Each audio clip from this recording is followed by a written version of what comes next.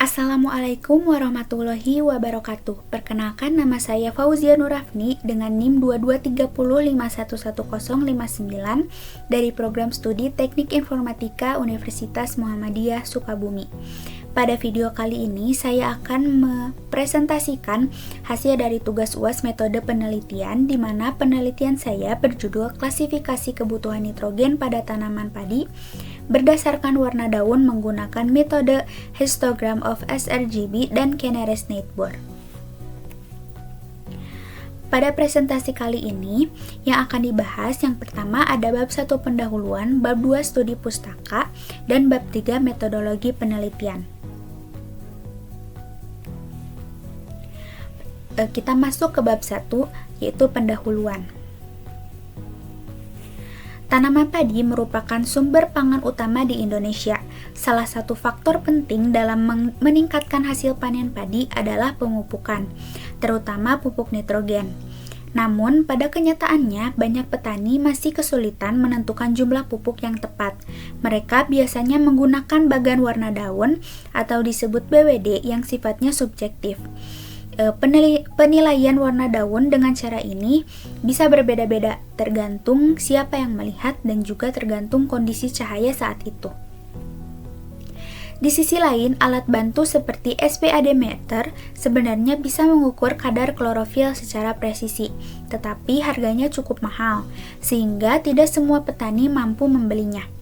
Karena itu, dibutuhkan sistem yang bisa membantu petani menilai kebutuhan pupuk nitrogen dengan cara yang mudah, murah, dan tetap akurat.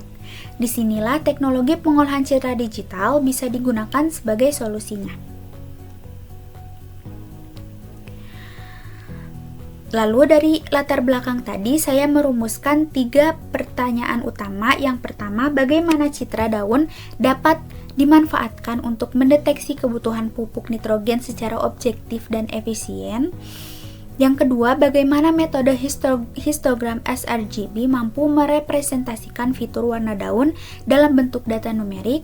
Dan yang ketiga, bagaimana algoritma Kenneres-Neighbor digunakan untuk mengklasifikasikan kebutuhan nitrogen berdasarkan fitur warna daun tersebut. Adapun tujuan dari penelitian ini, yang pertama mengembangkan metode ekstraksi fitur warna daun menggunakan histogram ruang warna sRGB. Yang kedua, menerapkan algoritma Kenneres-Neighbor untuk mengklasifikasi tingkat kebutuhan nitrogen. Dan yang ketiga, membangun sistem yang akurat, ringan, dan mudah digunakan oleh petani di lapangan. Lalu masuk pada bagian bab 2, yaitu studi pustaka. Yang pertama, di sini ada kajian keislaman. Islam mengajarkan kita untuk tidak boros atau berlebih-lebihan, termasuk dalam hal penggunaan pupuk. Dalam Al-Quran, surat Al-Isra ayat 27, disebutkan bahwa sesungguhnya orang-orang yang boros itu adalah saudara-saudara setan. Ayat ini menjadi pengingat agar kita selalu bijak dalam menggunakan sumber daya termasuk pupuk, agar tidak mencemari lingkungan atau membuang-buang biaya.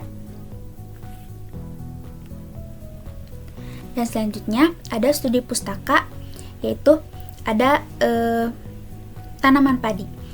Padi adalah tanaman pangan utama di Indonesia dan menjadi makanan pokok mayoritas penduduk. Sebagai tanaman semusim, padi membutuhkan perhatian khusus dalam pengelolaan unsur hara, air, dan lingkungan. Produktivitas padi sangat bergantung pada kondisi fisiologis tanaman, termasuk warna dan kesehatan daunnya. Warna daun menjadi indikator penting karena berkaitan langsung dengan kandungan klorofil dan kebutuhan hara tanaman. Selanjutnya ada pupuk nitrogen. Pupuk nitrogen merupakan jenis pupuk yang mengandung unsur hara nitrogen yang sangat penting untuk pertumbuhan tanaman, terutama bagian vegetatif seperti daun dan batang. Jenis pupuk nitrogen yang umum digunakan petani padi di Indonesia meliputi urea dan ZA dan NPK. Penggunaan pupuk nitrogen secara tepat dapat meningkatkan produksi padi, sedangkan pemakaian yang tidak sesuai dapat menyebabkan pemborosan, kerusakan lingkungan, atau gangguan pertumbuhan tanaman. Kemudian ada pengolahan citra digital. Pengolahan citra digital adalah proses mengubah gambar menjadi data numerik yang dapat dianalisis oleh komputer. Tahapan umumnya meliputi akuisisi gambar, pra-pemrosesan seperti resize, normalisasi, segmentasi objek, serta ekstraksi fitur dari citra. Kemudian ada histogram sRGB, adalah representasi grafik dari sebaran intensitas warna merah, hijau, dan biru dalam sebuah citra digital. Histogram ini menunjukkan jumlah piksel untuk setiap level warna sehingga memudahkan dalam analisis karakteristik visual objek berdasarkan warnanya. Lalu ada Canarese Netboard. Canarese Netboard adalah algoritma klasifikasi berbasis jarak yang menentukan kelas suatu data baru berdasarkan kemiripannya dengan sejumlah data terdekat atau data tetangganya. KNN termasuk metode non-parametrik yang sederhana dan efektif, terutama untuk data yang memiliki dimensi rendah seperti fitur warna dalam citra. Adapun beberapa penelitian sebelumnya, yang pertama ada penelitian dari Triana dan Jojo Kusuma yang berjudul Aplikasi Penentuan Dosis Kebutuhan Pupuk Nitrogen Berdasarkan BWD pada Tanaman Padi. Dan yang kedua ada penelitian dari Pradana, Erwanto, dan Handayani yang berjudul Implementasi Histogram Warna RGB dan Fuzzy Siemens untuk Prediksi Kebutuhan Pupuk Nitrogen Tanaman Padi. Dan yang ketiga ada dari Kahvi Gunardi dan timnya yang berjudul Perbandingan Algoritma Klasifikasi untuk Mendeteksi Kebutuhan Nitrogen Tanaman Padi berdasarkan data citra multi-spectral drone. Nah, dari penelitian ini, dari 3 penelitian ini sudah menggunakan metode seperti Fuzzy Siemens, support vector machine, dan Canarese Netboard untuk mengklasifikasikan kebutuhan nitrogen pada tanaman padi. Hasilnya dari ketiga penelitian ini cukup baik. Misalnya penelitian oleh Triani dan Jojo tahun 2022 menggunakan histogram warna dan KNN dan berhasil mencapai akurasi hingga 95,55%. Dan penelitian lain yaitu oleh Gunardi juga membandingkan beberapa algoritma dan KNN terbukti jadi yang paling akurat di sini. Tapi sebagian besar penelitian tersebut masih sebatas uji coba algoritma. Mereka hanya fokus pada perhitungan akurasi tanpa membuat sistem yang benar-benar bisa dipakai langsung oleh petani. Belum ada sistem sederhana berbasis gambar yang bisa digunakan dengan mudah di lapangan, apalagi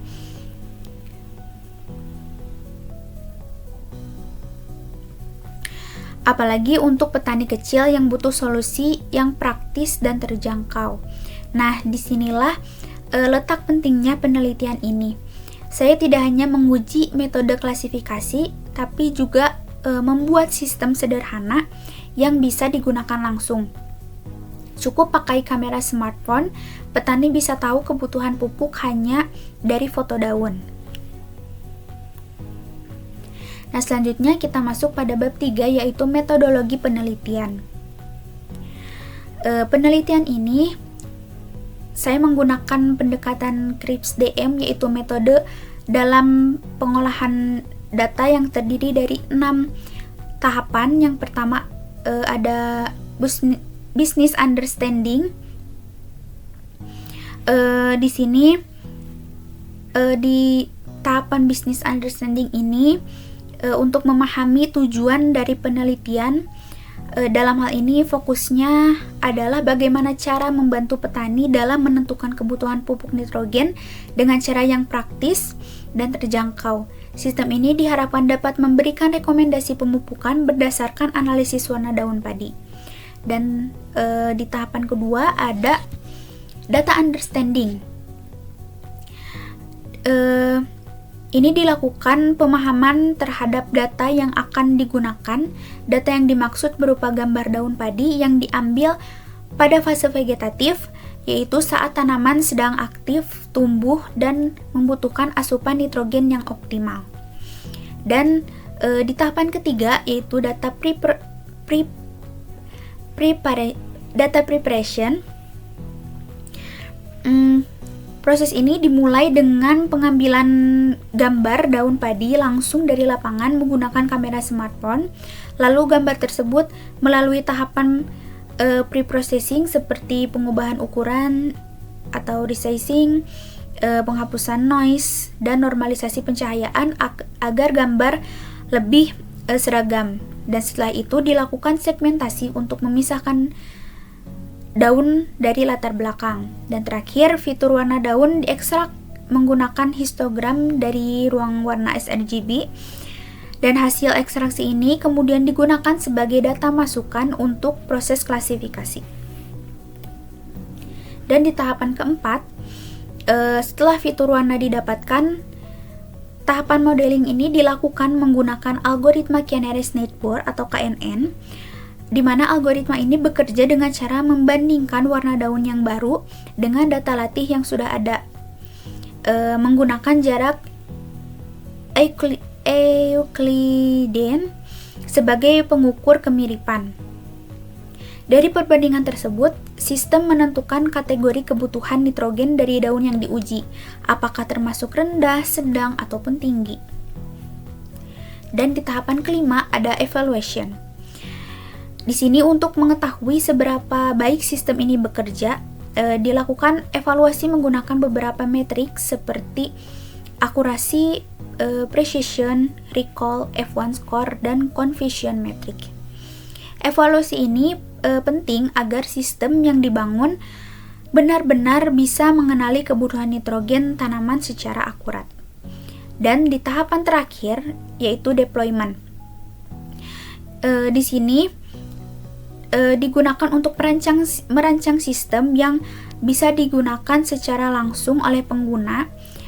Sistem ini nantinya dirancang agar mudah digunakan oleh petani dengan antarmuka yang sederhana dan cukup menggunakan kamera smartphone untuk mengambil gambar daun. Dengan sistem ini, petani bisa langsung mengetahui tingkat kebutuhan nitrogen hanya dari foto daun tanpa perlu alat mahal seperti SPEdmeter.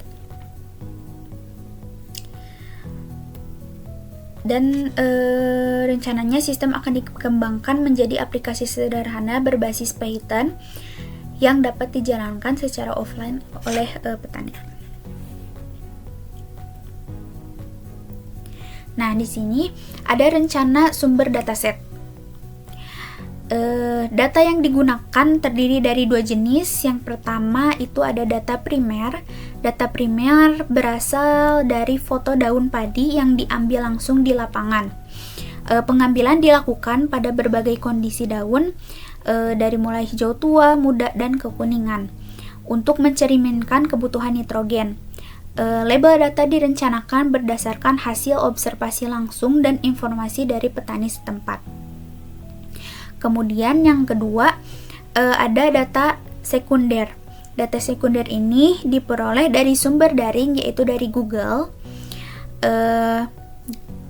Lalu setiap gambar daun akan diberikan label sesuai dengan tingkat kebutuhannya, yaitu rendah, sedang, ataupun tinggi.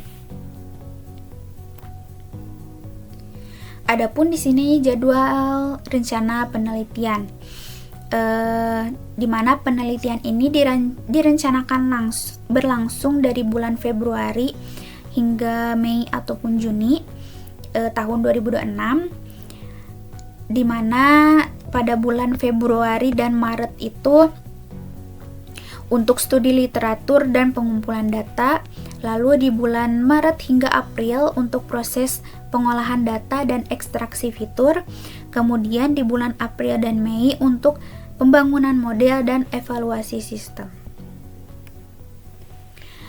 Nah, segitu saja presentasi dari saya. Mohon maaf bila ada kesalahan. Wassalamualaikum warahmatullahi wabarakatuh.